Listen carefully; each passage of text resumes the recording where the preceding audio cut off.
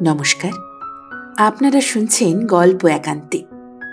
একান্তে গল্প শোনার আদর্শ ঠিকানা, যেখানে পাবেন চেনা অচেনা সাহিত্যিকদের অনন্য সব লেখনীগুলি।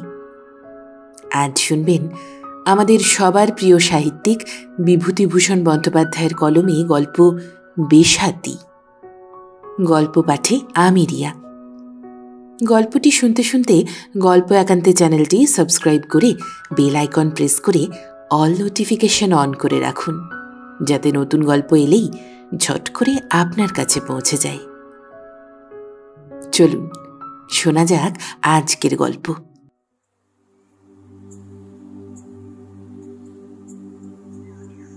ভীষণ বর্ষার দিন।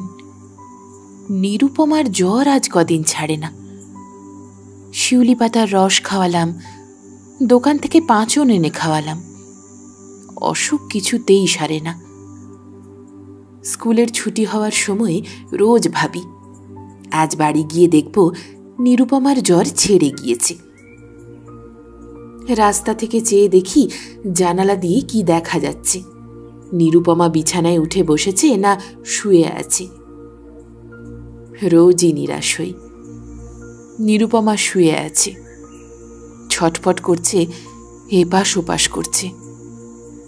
মস্ত লেপ মুড়ি দিয়েছে দেখলেই বুঝতে পারি ওর খুব জ্বর এসেছে।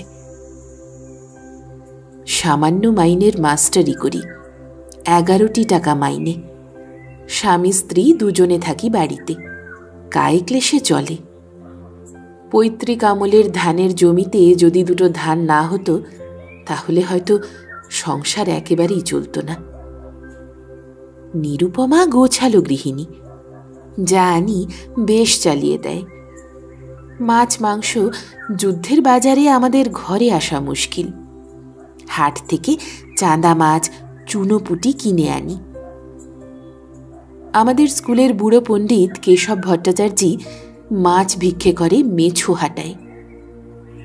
দোষ দিইনি ওকে। মাইনে পায় 3.5 টাকা। হ্যাঁ, 3.5 টাকা। বিশ্বাস করা মুশকিল হয় জানি, কিন্তু এই 3.5 টাকার জন্য বুড়ো কেশব ভট্টাচার্যি 2 মাইল দূরবর্তী তালকোনা নকিবপুর গ্রাম থেকে 10টায় আসে, 4টেয় ফেরে। কেশব পণ্ডিত মেছো হাটায় গিয়ে বলে, ও গো অক্কুর, তোমার নাতির দিকে একটু লক্ষ্য রাখবা। বেশ নামতা পড়তো, আজ 2 দিন আবার একটু ঢিল দিয়েছে। বলি, ও কি মাছ? ট্যাংরা? দাহু দেখি দুটো বাপু, তোমার নাতির করলে নে একদিন মাছই খেয়ে নি। ভারী বুদ্ধিমান নাতি তোমার, হীরের টুকরো। দেও ওই চিংড়ি মাছটাও দেও ওই সঙ্গে। পয়সা দিয়ে তো কিনবার ক্ষমতা নেই। আমি একদিন বলেছিলাম, পণ্ডিত মশাই, মাছ আমি কি দুটো চাইলে পাই নে? পাই, কিন্তু আমার প্রবৃত্তি হয় না। আপনি রোজ রোজ কেন চান? না চেয়ে ভায়া করি কি? বাড়িতে 3টে নাতি, 2টো নাতনি। মেয়েটা অল্প বয়সে বিধবা হলো, কেউ নেই সংসারে। আমি সব নিয়ে আগলে আছি। ওই 3.5 টাকাই আমার কাছে 3.5 মোহর। আপনার জামাই কতদিন মারা গিয়েছে? আজ হলো 3.5 বছর। তার সংসারে কে আছে? আমার মেয়ে নুটু আর তার কাচ্চা বাচ্চা। ওদের কেউ দেখবার থাকলে আমি কি আর ওদের নিয়ে বসে থাকি? আমারও বাড়ি কেউ নেই। বলি, আগলে না রাখলি কাচ্চা বাচ্চা নিয়ে মেয়েটা কি ভেসে যাবে? তাই পড়ে আছি। আর কোনো আয় নেই? মাঝে মাঝে পুজোটা আশটা করি, কলাটা, মূলোটা, সিকিটা, দুয়ানিটা, এই যায়। তাতে আর কি হয়? একবেলা খাওয়া হয়, একবেলা আবার হলোই না। মাছ ওরা খেতেই পায় না, কিনবার তো পয়সাই জোটে না। কোনো রকমে চালানো। আমি মাছের ভক্ত নই, ওই ছেলে মেয়েগুলোর জন্যই। পাঠশালার মাস্টার পণ্ডিতের অবস্থার দিকে কেউ তাকিয়ে দেখে না। ডিস্ট্রিক্ট বোর্ডের ত্রৈমাসিক সাহায্য আজ 6 মাস হলো বন্ধ। ছাত্রদত্ত বেতন সবাই মিলে ভাগ যোগ করে নিয়ে কোনো রকমে চলছে। কেশব ভট্টাচার্যের মাছ ভিক্ষে করা নিতান্ত হীন কাজ। তবে বেগুনটা, থোড়টা, মোচাটা এ আমরাও নিয়ে থাকি। স্কুলে সবই চাষি গৃহস্থদের ছেলে মেয়ে। আমি জানি জিয়ালা বল্লভপুরের পতিরাম কাপালির মোটা চাষ আছে তরকারির, প্রধানত বেগুনের। সেদিন তার মেয়ে লক্ষ্মী আমার হাতে একটা টাকা দিয়ে বললে, ও মাস্টার মশাই, আমারে কাগজ কিনে দেন না। কি কাগজ? লেখবার কাগজ। টাকা কে দিয়েছে? মোর কাছে ছিল, আরো আছে। বলিস কি, কটা? মেয়েটা একটা বালির খালি টিন উপুর করে ঢাললে টেবিলের ওপর। 18টা টাকার নোট, সিকি দুয়ানি কাঁচা টাকা। টিনটা ঢেলেই বললে, আপনি নেন মাস্টার মশাই, এগুলো সব নেন। খাবার কিনবেন? মুই কাপড় জামা কিনবো, গজা কিনবো, মুড়কি কিনবো। আমি ধমক দিয়ে ওকে থামিয়ে বললাম, থাম, চুপ কর। এত টাকা তুই পেলি কোথায় আগে বল। দুটি মেয়ে হঠাৎ দাঁড়িয়ে উঠে বললে, মাস্টার মশাই, লক্ষ্মী আমাদের একটা করে পয়সা দিয়েছে জল খাবার খেতে। আমি বললাম, নিয়ে আয় সে পয়সা আমার কাছে, নিয়ে আয়। অমনি মেয়ে দুটি চকচকে আধুলি নিয়ে এসে আমার টেবিলের উপর রাখলে। কি সর্বনাশ! এরে পয়সা বলে? হ্যাঁ রে, এ কি জিনিস? মেয়ে দুটি অপ্রতিভ মুখে ওর দিকে চাইতে লাগলো। বল, এ কি জিনিস? পয়সায়ের নাম? ওরা নির্বাক। একজন সাহস সঞ্চয় করে আমার দিকে বিজ্ঞের দৃষ্টিতে চেয়ে বললে, মাস্টার মশাই, আমি বলবো? বল না। নোট মাস্টার মশাই। নোট? নোট মানে কি? তবে সিকি? না, এর নাম আধুলি, 8 আনা, 1 টাকার অর্ধেক। যা, বসগে যা। পতিরামকে খবর দিয়ে আনিয়ে তার পরদিন সব টাকা তার হাতে দিয়ে দিতে সে মহা সন্তুষ্ট হয়ে বললে, হতভাগা মেয়েটা আমার বালিশের তলা থেকে টাকার থলি চুরি করেছিল মাস্টার মশাই। গরিবপুরের হাটের পটল বেচার টাকা, 19 টাকা 7 আনা, খুঁজে আর পাইনি। পরিবার বলে আমি জানি নে, ভাইপো বলে আমিও জানি নে, তবে 1 মুঠো টাকা নিলে কে? এখন জানা গেল ওই হতভাগা ছুরি টাকাগুলো সব নিয়ে চলে এসেছে। হতভাগা ছুরির হাড় এক জায়গায় আর মাছ এক জায়গায় করব। আজ বাড়ি চল। আমি বললুম, না বাপু, ও অবোধ মেয়ে, ওর কি সে জ্ঞান আছে? নইলে আধুলিকে কখনো বলে নোট, কখনো বলে সিকি, সে জ্ঞান ওর নেই। মারধরের কোনো দরকার নেই, মুখে শাসন করে দিও। পটল কিরকম হলো এবার? তা মাস্টার মশাই মন্দ নয়, হাটরা হাট 2 মণ 2.5 মণ, 5 কুড়ো ভুঁই শুধুই পটল করা হয়েছিল এবার। তা একদিন 2টো পটল খাওয়াও তোমার ক্ষেতের। শুনেছি তোমার ক্ষেতের পটল নাকি বড় ভালো। পতিরাম খুশি হয়ে উৎসাহের সুরে বললে, হাটের সেরা পটল মাস্টার মশাই, ওই নতি ভাঙা থেকে বিলের পটলের লত এনেলাম। যেমন পাতলা খোসা তেমনই মিষ্টি, লত খুব তেজি, 1 লতে 5 পণ করে ঊর্ধ্ব সংখ্যে। ভাবুন সে জিনিসটা কি! বাবা, চমৎকার ফলন। 1 একটা লত 10 হাত 12 হাত লম্বা। বললি ভাববেন গপ্প কথা বলছে, তা নয়। পুতিরাম জানে পটলের চাষ কি করে করতে হয়। লত পুঁতলি কি পটল ফলে, ওর কারকিট চাই। কাল পাঠিয়ে দেব 2 পটল, খেয়ে দেখবেন আপনি। না, দাম দিতে হবে কেন আপনারে? ও কথাই বলবেন না। ফি হাটে যা পারি পটল আপনি নেবেন, ও দাম দিতে হবে না। আমরা এই রকম করেই চালাই সংসার, এ কথা অস্বীকার করতে চাইনি। কিন্তু এবার নিরুপমার অসুখ নিয়ে বড় ফেরে পড়ে গেলাম। ওর অসুখ একই রকম চলছে, বাড়েও না কমেও না। রোজ রোজ স্কুল থেকে ফিরে মনটা এমন দমে যায়। তারপর কি আমাদের গ্রামে পরস্পরের সহানুভূতি নেই আদৌ? আমার বাড়ি এই যে অসুখ, এই যে নিরুপমা সারাদিন বিছানায় একা পড়ে ছটফট করে, কেউ উঁকি মেরেও দেখবেন না। আর কোনো লোক নেই আমার পরিবারে। আমি যে গরিব, যদি বক্সিদের মতো কিংবা নিতাই হালদারের মতো অবস্থা হতো, আমাকে সাহায্য করবার লোকের কিছুমাত্র অভাব ঘটত না। কিন্তু আমার স্ত্রীর অসুখে কে আসবে?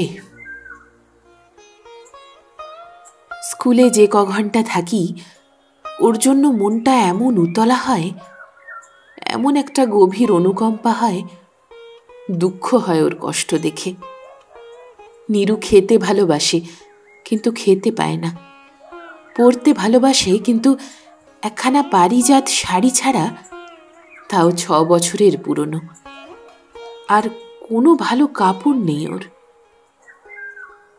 কোনো স্বাদ মেটাতে পারিনি আমি। আমায় কতদিন থেকে বলছে, আমায় একটা ব্লাউজ কিনে দেবে, আমার মোটে নেই। সেদিন, আজ মাস 2 কথা, একদিন বললি, হ্যাঁ গো শোনো, একটা স্বাদ, একখানা ভালো শাড়ি পরি। কি শাড়ি? রঙিন শাড়ি। ওদের বাড়ি একটি বউ রানাঘাটে বাড়ি পরে এসেছিল, ওই রকম একটা। বলেই সে লজ্জা সংকোচের হাসি হাসে। জানে সেও যে হবে না কোনোদিনই যুদ্ধের বাজারে 30-32 টাকা দামের রঙিন শাড়ি কেনা। তবুও বলে। আমার সোজাসুজি বলতে বাধে, কষ্টও হয় যে দিতে পারবো না। সুতরাং বলি, দেব, ঠিক দেব। সবুজ শাড়ি, শিউলি পাতার রং, বুঝলে? কার কাছে দেখলে? ওই রানাঘাটের পিসিমা এসেছেন ও বাড়িতে, তার ছেলের বউ। বেশ, দেবে তো? কেন দেব না? নিরুপমা বুঝেও অবুঝের মতোই অনেক সময় বলে ছেলে মানুষের মতো। বয়সও অবশ্যই 25 বছর। তাতে আমার বড় মায়া হয়। ভাবি, কখনো যদি হাতে একসঙ্গে 20টা টাকাও পাই, তবে নীরুর রঙিন শাড়ি আগে দেব এনে। সেবার বড্ড আশা হয়েছিল যে এবার বোধহয় নীরুর কাপড় একখানা দিতে পারব। দিগম্বর নন্দী এসে বললে, পণ্ডিত মশাই, একটা ছেলের হাত দেখে দেবেন। ঠিকুজি কুষ্ঠি না শুধু হাত? ঠিকুজি কুষ্ঠি করে দিতে পারবেন? বলি, হই করতে করতেই তো চুল পাকবো পাকবো হলো। হয় না হয় তোমাদের পাড়ার পঞ্চানন বিশ্বাসকে জিজ্ঞেস। আরে জিজ্ঞেস করতে হবে না পণ্ডিত মশাই, কত লাগবে তাই শুনি। তা 20 টাকার কমে হবে না? ছেলেটা কি? আমার বড় সম্বন্ধীর ছেলে। আমার ছোট ছেলের অন্নপ্রাশন হবে সামনের বুধবারে, তাতে ওরা সব আসছে কিনা। তা তুমি তোমার ছোট ছেলের একখানা ঠিকুজি এই সময়ে তৈরি করে নাও না কেন? এই সময় করাই তো ভালো। সস্তায় করে দেব, 5টা টাকা দিও। দিগম্বর নন্দী বড় চাষী গৃহস্থ। সে রাজি হয়েই চলে গেল। মনে মনে ভাবলাম, নীরুর রঙিন শাড়ি এবার হয়েই গেল। কিন্তু শেষ পর্যন্ত ওর সম্বন্ধীর সে ছেলে এলোই না। দিগম্বরের ছেলের ঠিকুজি তৈরি করে 5টা টাকা পেয়েছিলাম অবশ্যই। রহমান ডাক্তার এ অঞ্চলের মধ্যে পসারওয়ালা হোমিওপ্যাথিক ডাক্তার। ফি নেয় 1 টাকা করে। নীরুর অসুখ কিছুতেই যখন সারে না, তখন তাকে ডাকলাম। রহমান ডাক্তার ঘোড়ায় চড়ে রোগী দেখে। আমার উঠোনে নেমে বললে, মাস্টারমশাই আছেন? কি অসুখ? কার? মা ঠাকুরুনের? হ্যাঁ, আসুন, দেখুন দেখি ভালো করে। আপনার সংসারে আর লোক নেই? না। তাই তো। কতদিন অসুখ? হলো আজ 2 হপ্তা। রহমান ডাক্তার দেখে শুনে 24 রকমের খুঁটিনাটি প্রশ্ন করে ওষুধ দিয়ে গেল। ভালো লোক। ভিজিটের টাকা নিতে চাইলে না আমার কাছে। বললে, হো কি টাকা? না না, থাক থাক, আপনি দেবেন না ওসব। না, নিতে হবে। তা কখনো হয়? আমার ছেলেটা পড়ে আপনাদের স্কুলে, আপনি তার মাস্টার মশাই। টাকা দেওয়া নেওয়ার সম্বন্ধ নয় এখানে। তার দিকে একটু লক্ষ্য রাখবেন দয়া করে। ওষুধটা আনিয়ে নিন আমার ডাক্তারখানা থেকে। বেদানার রস খেতে দেবেন, গ্লুকোজ আনিয়ে নিন একটা। স্কুল থেকে টাকা হাওলাত নিলাম 5টা। ওষুধ জিনিসপত্র সব আনাই বাজার থেকে। নীরু নাকি সুরে বলে, আমি বার্লি খাবো না। খাও লক্ষ্মীটি, খেতে হয়। আমিও খেতে পারি নে। না খেলে কি জ্বর ছাড়ে? খেয়ে নাও। আমাকে সন্দেশ কিনে দেবে? সন্দেশ খাবো। সেরে ওঠো, দেব বই কি, নিশ্চয়ই দেব। দেবে ঠিক? দেব, ঠিক দেব। সব জিনিসই ওকে বলি দেব দেব। না পারি ভালো একখানা শাড়ি দিতে, না পারি ব্লাউজ দিতে, না কখনো পারি কিছু ভালো খাওয়াতে। মনে পড়ল, একবার পাশের বাড়ির সনাতন রায় মাংস দিচ্ছিল 2.5 টাকা সের। নীরু বললে, হ্যাঁ গা, মাংস নেবে? বড় ঠাকুরদের বাড়ি দিচ্ছে। কদিন মাংস খাইনি, নিয়ে এসো না একটু। 1 পোয়া নিয়ে এসো গিয়ে। বেশি দামের মাংস ওর বেশি আর নিতে পারবো না। দুজনে ওই খাবো ক্ষণ। তুমি নিয়ে এসো, আমি বাটনা বেটে রাখি। কিন্তু ওরা 1 পোয়া মাংসের খদ্দের শুনে নাক সেটকালে। অন্তত 1 সের নিতেই হবে। 1.5 সের 2 সের মাংসের খদ্দেররা সব কচু পাতা কলা পাতা হাতে করে বসে আছে। সেবার নীরুকে এসে বলেছিলাম, তুমি ভেবো না, স্কুলের ওদিক থেকে মাংসের ভাগ যদি পাই একদিন নিয়ে আসব। নীরু বলেছিল, আনবে তো? ঠিক আনবো, এই মাসের মধ্যেই। সে আজ 6 মাস হয়ে গেল। মাংস আনাও হয়নি, ওকে খাওয়ানোও হয়নি। রাত্রে নিরুপমা জ্বরের ঘোরে ভুল বকে যখন, তখন কেবল এই কথাই মনে হয়। ও একদিন মাংস খেতে চেয়েছিল, ওকে খাওয়ানো হয়নি। ও কতদিন একখানা রঙিন শাড়ি চেয়েছিল, ওকে কিনেও দেওয়া হয়নি। যদিও না বাঁচে, তবে ওর এইসব কথা কোথায় লেখা থাকবে? রাত্রে কেউ থাকে না বাড়িতে। আমি নীরুর বিছানার পাশে একা বসে আছি। রাত্রে অনেক সময় মানুষ চিনতে পারে না।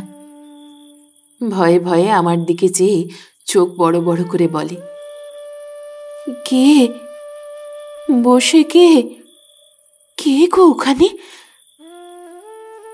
আমি ওকে পাখার হাওয়া দিই, মাথায় জলপটি লাগাই, গ্লুকোজের জল খাওয়াই। বসে বসে ভাবি, কাল জগন্নাথ বক্সিদের বাড়ি গিয়ে জানাবো আমার দুঃখ। রাত্রে একা থাকতে পারিনি রুগী নিয়ে, কোনো একটা সাহস পাইনি। তার ওপর মন হু হু করে, যেন কান্না আসে। অনেক রাত্রে একটু ঢুলু নিয়ে এসেছে। কখন ঘুমিয়ে পড়েছি জানি না। ঘুম ভাঙল কি একটা শব্দ শুনে। ধর্মর করে উঠে বসে দেখি নিরুপমা বিছানায় নেই, ঘরের দোর খোলা। ছুটে রোয়াকে গিয়ে দেখি নীরু টলতে টলতে রোয়াক পার হয়ে পৈঠেতে নামতে যাচ্ছে। আমি খপ করে ওর হাত ধরে বললাম, এসো এসো, যাচ্ছ কোথায়? নিরুপমা চিৎকার করে গান জুড়ে দিলে। আমি বললাম, ও নীরু, ছি, ওরকম করে চেঁচায় না, চেঁচাতে নেই, ঘরের মধ্যে এসো। নীরু ধপ করে রোয়াকের ওপর বসে পড়লে। জ্ঞানকাণ্ড নেই, এলোমেলো অবস্থা কাপড় চোপড়ের। আমি অনেক করে বুঝিয়ে ওকে ঘরের মধ্যে নিয়ে এসে শুইয়ে দিলাম।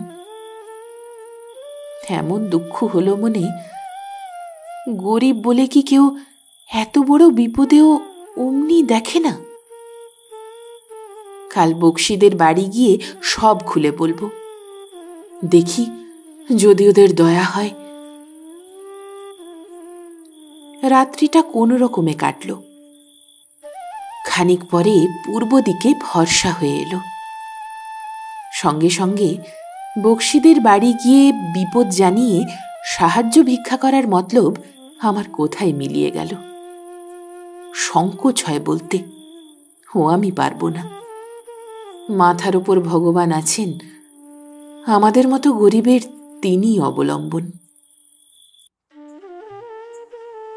রহমান ডাক্তার সকালে এলে আমি রাত্রের ঘটনা বললাম। ডাক্তার বললে, হাই ফিভার হয়েছিল, তাই অমন করছিল। রাত্রে খুব সাবধানে থাকবেন, আর নার্সিং যেন ভালো হয়, উঠে হেঁটে বেড়াতে দেবেন না। একাই ওষুধ দিই, একাই বাতাস করি।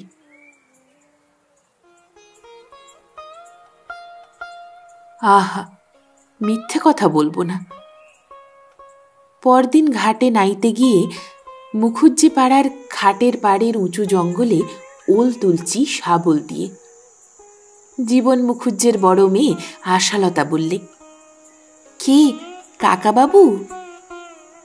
হ্যাঁ মা, ওল তুলছি একটা, পাতা বেশ হলদে হয়ে এসেছে, বড় ওলটা। কাকিমার অসুখ নাকি কাকাবাবু? হ্যাঁ মা, বড্ড কষ্ট হচ্ছে। দেখাশোনা করছে কে? আমি, আর কে করবে? আশা বললে, আহা, একা আপনি রাত্রেও? আপনার তো তাহলে বড্ড কষ্ট হচ্ছে কাকাবাবু। মেয়ে মানুষের অসুখের নার্সিং কি পুরুষ দিয়ে হয়? আমায় যে যেতে দেবে না কাকাবাবু, গেলে 5টা কথা ওঠাবে। গা যে কিরকম তা তো জানেন। নইলে আমি রাত্রে আপনাদের বাড়ি যেতাম কাকাবাবু, জাগতাম সারা রাত। না মা, বেঁচে থাকো, ভালো হোক। যেতে হবে না, মুখে বললে এটাই যথেষ্ট মা। ভালো হোক তোমার, ভালো হোক। ওল তুলে জলে নামতে নামতে বললাম। আশালতা দেখলাম সিক্ত বস্ত্রে দাঁড়িয়ে আছে ঘাটের পাড়ে। ইচ্ছা ওর আরো কিছু বলে। আমি বললাম, মা তুমি যাও। কাকাবাবু, দিনও মানে কাকিমার কাছে কে থাকে? কেউ না মা, তবে দিনও মানে সে ভালো থাকে একরকম। জ্বরের বার তো যত রাত্রিরে। সেই দিন স্কুল থেকে ফিরে এসে দেখি আশা নিরুপমার বিছানায় বসে বাতাস করছে ওকে। বড় ভালো লেগেছিল আমার। বড়লোক না হলেও এর বাবা জীবন মুখুজ্জে গ্রামের অবস্থাপন্ন ও সম্ভ্রান্ত ব্যক্তিদের মধ্যে একজন। তার মেয়ে এসেছে আমার মতো দরিদ্র স্কুল মাস্টারের স্ত্রীর রোগশয্যার পাশে। বেশ লাগলো। তারপর আশা আমায় চা করে দিলে নিজে রান্নাঘরে গিয়ে, খাবার কিছু নেই কাকাবাবু? খাবার? আমি তো কিছু খাইনে মা এ সময়। দাঁড়ান আসছি বলেই ও চলে গেল এবং একটু পরেই এক বাটি মুড়ি ও 8খানা কাটা শশার ফালি আঁচলে ঢেকে নিয়ে এসে বাড়িতে ঢুকল। খান কাকাবাবু। হে মা, তোমার অন্যায্য ব্যাপার। কিচ্ছু অন্যায্য না, জল খান আপনি। ভালো হোক মা, তোমার ভালো হোক। তুমি চলে যাও এখন মা, আমি এসেছি তো, আমি দেখাশোনা করব এখন। আসলে গা ভালো না। কে কি বলবে, সমস্ত মেয়ে, সুন্দরী মেয়ে আশা। তারপর আরও আসেওনি। বোধহয় ওকে আর আসতে দেয়নি ওর বাড়ির লোকে। নিরুপমা সেরে উঠল দিন 10 পরে। ওকে ভাত রেঁধে খাইয়ে তবে স্কুলে যাই। আর এত লোভ বেড়ে গিয়েছে ওর, সারাদিন কেবল এটা খাবো ওটা খাবো। অধিকাংশই কুপথ্য। কুপথ্যের মধ্যে 2-1টা যার নাম করে তা কিনে দেওয়া আমার ক্ষমতার অতীত। আটা ময়দা কিচ্ছু নেই। মহকুমার সাপ্লাই অফিসারের কাছে একদিন গেলাম, নইলে ওকে কি খেতে দেব রাত্রে। নিবারণ ময়রার দোকানে গেলুম কিছু খাবার কিনতে। এ অঞ্চলের ওস্তাদ কারিগর নিবারণ। রসগোল্লা, পান্তুয়া, বরফি, সন্দেশ, জিলিপি যা তৈরি করে। আমি শহরে আসব শুনে নিরুপমা বলে দিয়েছে চুপি চুপি, খাবার এনো বুঝলে, খাবার আনবে ভালো দেখে। তা কি খাবার খেতে ইচ্ছে হয়? যা তুমি ভালো বোঝো। আমি সাজানো খাবারের দিকে চেয়ে চেয়ে দেখি। দেখলাম বড় কড়া থেকে নিবারণ ভালো সন্দেশ গড়ছে। নিবারণের বিখ্যাত জোড়া সন্দেশ। বড় ইচ্ছে হলো নিরুপমার জন্য জোড়া সন্দেশ নিয়ে যেতে।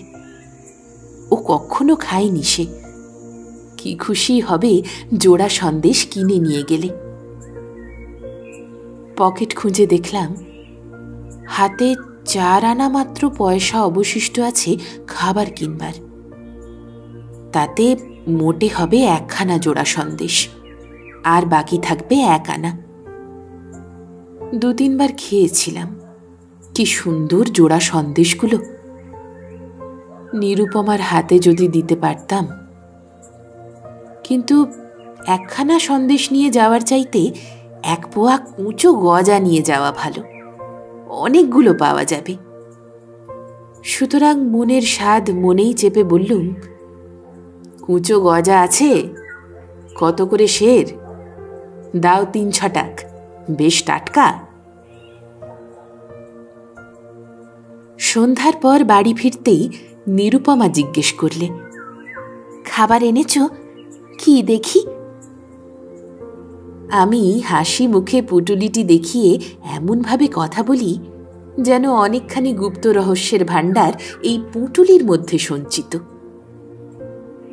নিরুপমা কৌতূহলের সঙ্গে বললে, ওর কি নাম? নিবারণ ময়রার কুঁচো গজার প্রশংসায় পঞ্চমুখ হয়ে পড়লাম আমি। এমন দেখিনি, এ জেলায় আর হয় না। বিখ্যাত কুঁচো গজা, নিবারণের কুঁচো গজা কলকাতা পর্যন্ত যায়। বড় বড় লোকে কিনে নিয়ে যাচ্ছে, তবে বড্ড দাম, পাওয়াই যায় না। যেমনই কড়া থেকে নামে অমনি কাড়াকাড়ি শুরু হয়ে যায়। বললুম, অতি কষ্টে 8 পোয়া সংগ্রহ করে এনেছি, খেয়ে দেখো। নিরুপমা বলে, না, তুমি আগে 2খানা খাও, আরও 2খানা নাও না। তারপর মহা খুশির সঙ্গে খেতে খেতে বললে, বাহ, সত্যি কি চমৎকার জিনিস।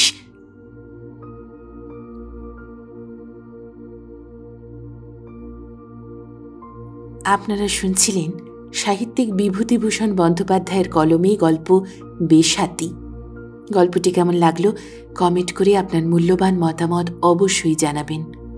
ভালো লাগলে একটি লাইক, সকল প্রিয়জনের সাথে শেয়ার, আর পরবর্তী গল্প শোনার জন্য সাবস্ক্রাইব করতে ভুলবেন না। সঙ্গে থাকুন, শুনতে থাকুন গল্প একান্তে।